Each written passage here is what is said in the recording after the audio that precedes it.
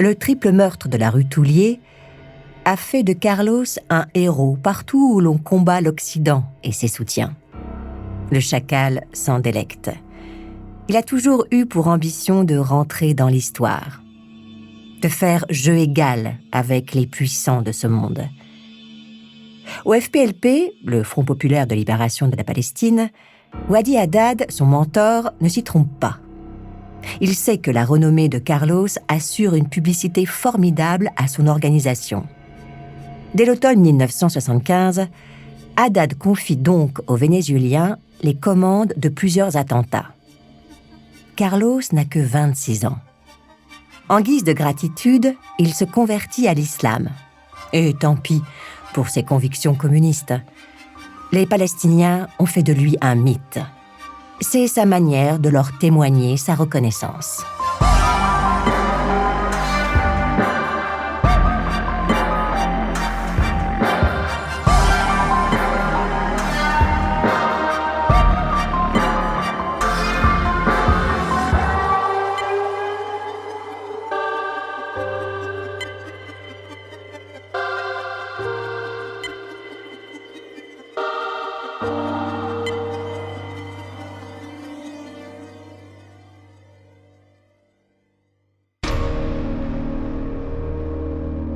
Depuis 1960, l'OPEP, l'Organisation des pays exportateurs de pétrole, fait la pluie et le beau temps sur les tarifs de l'or noir. En octobre 1973, les pays membres, traditionnellement hostiles aux États-Unis, décident notamment d'une hausse de 70% des prix en réaction du soutien des Américains à Israël lors de la guerre de Kippour. Résultat, le prix du baril quadruple, mettant à l'amende les économies des pays industrialisés et faisant exploser les recettes des États producteurs. C'est le premier choc pétrolier. Mais à l'hiver 1975, l'Arabie Saoudite, membre fondateur et plus gros exportateur de pétrole, est prête à faire un geste pour faire baisser l'addition. La Libye de Mouammar Kadhafi ne l'entend pas de cette oreille. Le dictateur libyen n'a pas l'intention de tirer un trait sur ses profits. Il fait alors appel au FPLP pour mettre la pression sur l'OPEP.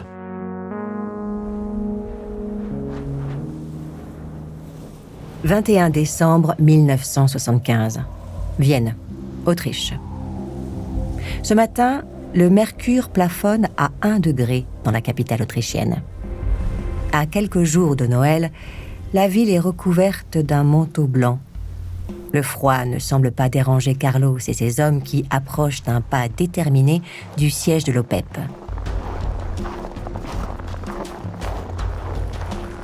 Le commando se compose de combattants issus de l'extrême gauche révolutionnaire allemande et de l'Organisation de libération de la Palestine. Officiellement, ils viennent prendre en otage les ministres du pétrole pour dénoncer l'impérialisme des États-Unis et l'agression sioniste. Officieusement, Carlos doit, pour le compte de Kadhafi, assassiner les ministres saoudiens et iraniens qui tirent les prix du baril vers le bas. Un mélange des genres qui sied parfaitement au chacal. Il peut continuer de croire en son idéal révolutionnaire alors même qu'il se comporte comme un mercenaire. 11h30. Au numéro 10 de la rue Karl Lueger, les journalistes venus assister aux conférences de l'OPEP aperçoivent 5 hommes et une femme pénétrer dans le bâtiment. Avec leurs grands manteaux et leurs sacs de sport, le petit groupe passe relativement inaperçu. À part peut-être ce grand latino-américain qui porte le béret et la barbe à la manière de Che Guevara. Les nouveaux venus demandent aux journalistes de leur indiquer l'endroit où se réunissent les ministres du pétrole. On leur désigne le premier étage, où ils montent sans attendre.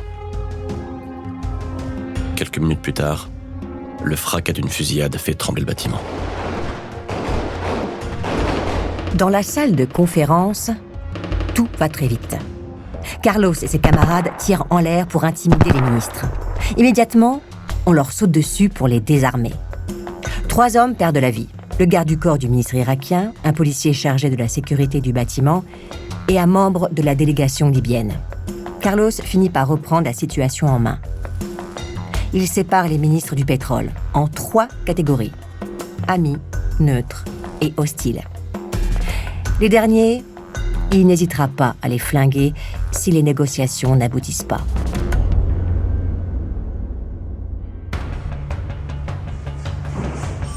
Un peu avant midi, la police autrichienne reçoit un coup de fil du siège de l'OPEP. Il y a une prise d'otage en cours. Une unité d'assaut composée de 8 hommes débarque au pied du numéro 10 de la rue Karl Lueger. Sans attendre, les flics s'introduisent dans le bâtiment et trouvent un cadavre dans l'ascenseur. Ils montent à l'étage, prêts à en découdre. Au sommet des escaliers, ils sont reçus par une volée de balles et une grenade, qui ne fait heureusement aucun mort.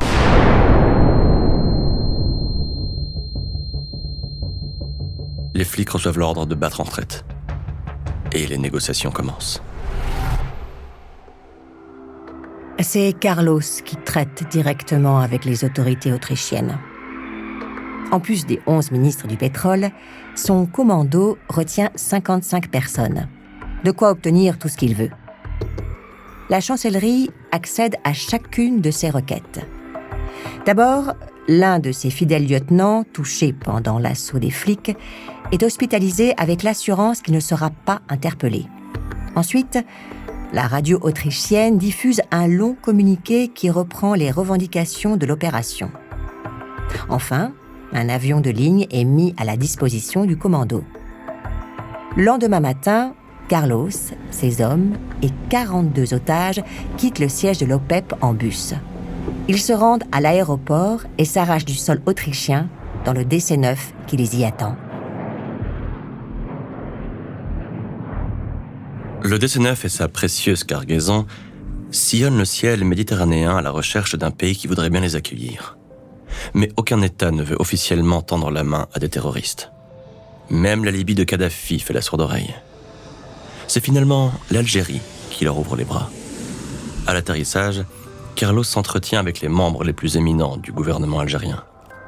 Il est photographié sous toutes les coutures sur le tarmac de l'aéroport. Le monde entier découvre le visage du terroriste. Les Algériens finissent par lui proposer l'asile politique en échange de la libération des otages. Carlos accepte. Bafouant ses engagements envers Kadhafi, il laisse la vie sauve aux ministres saoudiens et iraniens et tourne le dos au FPLP. Désormais, le chacal fait cavalier seul. En mai 1976, Carlos quitte le FPLP pour monter sa propre organisation terroriste. Le chacal projette de commettre des attentats en se vendant aux plus offrants. Il devient un révolutionnaire professionnel.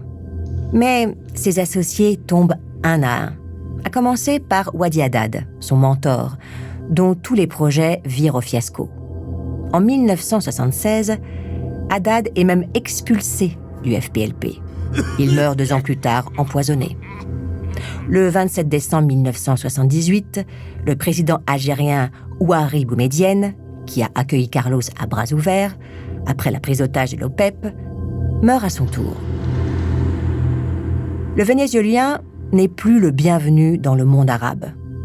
Alors, c'est dans le bloc de l'Est qu'il va chercher l'hospitalité. Les régimes communistes n'en ont pas fini avec la guerre froide, et Carlos compte bien prendre sa part.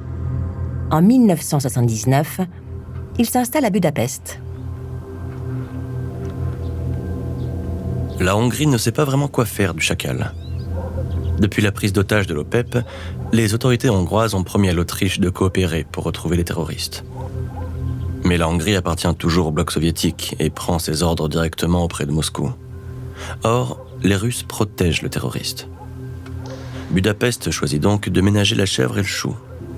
Carlos est libre d'aller et venir. En échange, il s'engage à ne pas préparer d'attentat depuis le sol hongrois. Marché conclu. Carlos est aux anges. Il est à l'abri du rideau de fer qui isole l'Europe communiste de l'Europe occidentale. En couple avec Magdalena Kopp, une ressortissante allemande qui fabrique des faux papiers pour son organisation, il fête sa 30e année dans un bar cubain de Budapest. Il profite des plaisirs qu'offre la Hongrie, plus souple que ses autres voisins communistes. Grâce au contrat juteux que sa réputation lui permet de décrocher, il vit comme un prince. Carlos a beau être révolutionnaire, il n'a pas perdu le goût de ce luxe dans lequel il a grandi. Et pour continuer à mener grand train, il mange à tous les râteliers. En 1981, Nicolae Ceausescu, le dictateur roumain, confie au chacal la mission d'assassiner certains de ses opposants disséminés en Europe occidentale. Il le charge également de faire sauter Radio Free Europe. Financée par les États-Unis, la station, basée à Munich, diffuse des programmes de propagande dans les pays de l'Est. Carlos empoche $1 million et mène à bien les deux opérations. La même année, Kadhafi se résout à faire de nouveau appel à lui. Le Libyen veut se débarrasser du président égyptien Anwar al-Sadat, qui a signé un traité de paix avec Israël sous l'impulsion des États-Unis. Mais le djihad islamique coupe l'herbe sous le pied de Carlos. Le 6 octobre 1981, 4 djihadistes abattent le dirigeant égyptien lors d'un défilé militaire. Le chacal peut dire adieu à l'argent du contrat. Carlos décide alors de faire chanter le Koweït, dont le nouvel émir refuse de le financer. En 1982, le chacal envoie Bruno Breguet, l'un de ses lieutenants, et Magdalena Kopp à Paris. Tous deux doivent poser une bombe dans le jardin de l'ambassadeur koweïtien. Magdalena n'a pas l'habitude de se rendre sur le terrain. Sa spécialité à elle, ce sont les faux papiers. Mais Carlos n'a personne d'autre sous la main. Le 16 octobre 1982, elle est arrêtée en même temps que Bruno Breguet, à bord d'une voiture bourrée d'armes et d'explosifs.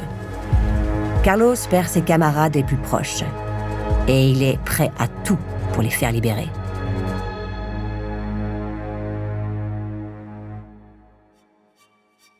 Avant de continuer cet épisode, nous voulions vous remercier pour votre écoute. Si vous voulez continuer de nous soutenir, abonnez-vous à la chaîne Bababam Plus sur Apple Podcasts. Cela vous permettra une écoute en avant-première et sans interruption. Ou bien écoutez ce message de notre partenaire, sans qui ce podcast ne pourrait exister. Ne partez pas, on se retrouve tout de suite.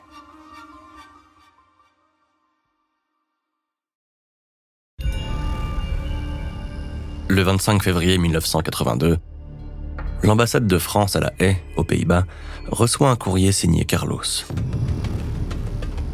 Adressé au ministre de l'Intérieur, Gaston Defferre, il réclame la libération de Magdalena Kopp et Bruno Breguet dans un délai de 30 jours.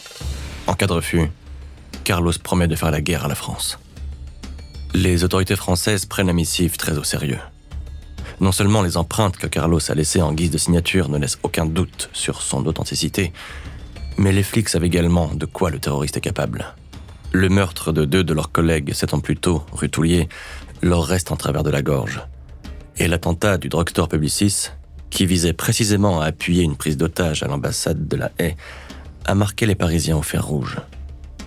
Les autorités décident d'alléger les chefs d'inculpation de Kopp et Breguet. Un compromis pour apaiser le terroriste sans perdre publiquement la face en cédant à ses menaces.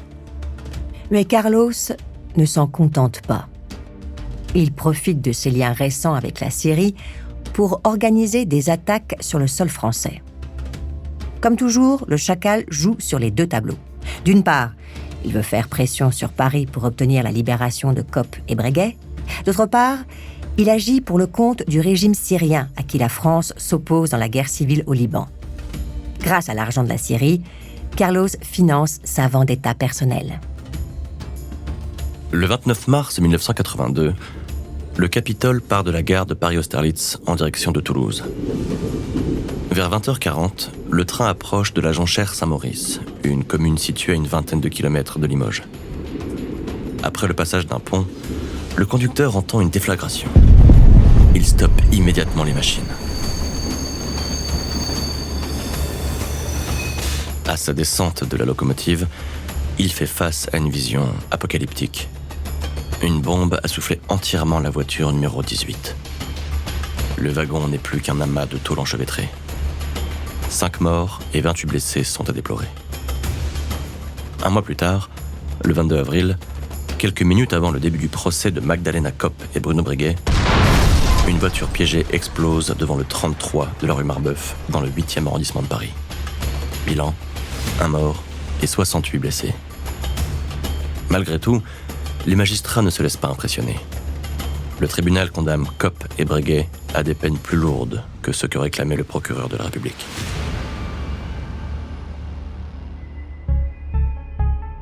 Dans sa planque de Budapest, Carlos fulmine. Puisque les autorités françaises veulent jouer à ce petit jeu-là, il n'y a aucune raison qu'il s'arrête en si bon chemin. Toujours avec le soutien de la Syrie, il s'en prend à l'ambassade de France à Beyrouth. Il jette son dévolu sur une secrétaire pour transmettre ses amitiés à l'Hexagone. Le 24 mai 1982, un peu avant 8 heures, Anne Cosmidis grimpe dans sa Renault 12. Elle prend la direction des locaux de la représentation diplomatique, sans se douter qu'elle transporte 50 kilos d'explosifs. À peine a-t-elle passé le portail de l'ambassade que la bombe se déclenche. L'explosion fauche 38 personnes, dont 11 ne se relèveront jamais.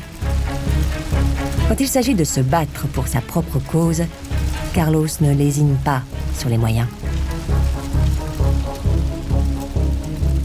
Les Hongrois commencent à trouver leur hôte un peu trop handicapant pour leurs relations diplomatiques et finissent par avoir la bénédiction de Moscou pour mettre Carlos à la porte. Fin 82, le Chacal trouve refuge à Bucarest, dans la Roumanie de son mécène Nicolae Ceausescu. Depuis la capitale roumaine, il poursuit ses assauts pour faire libérer Kopp et Breguet. 31 décembre 1983, 19h42.